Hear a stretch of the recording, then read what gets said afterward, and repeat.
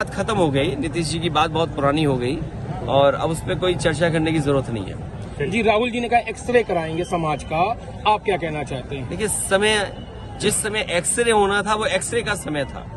आज CT scan है, MRI machine है, बीमारी और बड़ी हो गई है। जो लड़ाई लड़नी चाहिए थी उस समय, अगर उस समय समाधान हो गया होता तो शायद समाज में इतनी बड़ी खाई नहीं होती कि 5% में 5% लोगों पर 60% वेल्थ भारत की उनके हाथ में चली गई।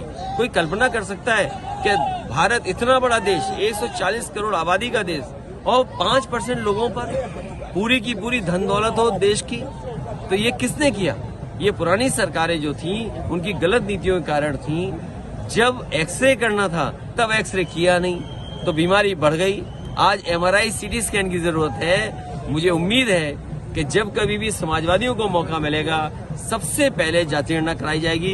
कांग्रेस वो पार्टी है जिसने आजादी के बाद जाति गणना नहीं कराई।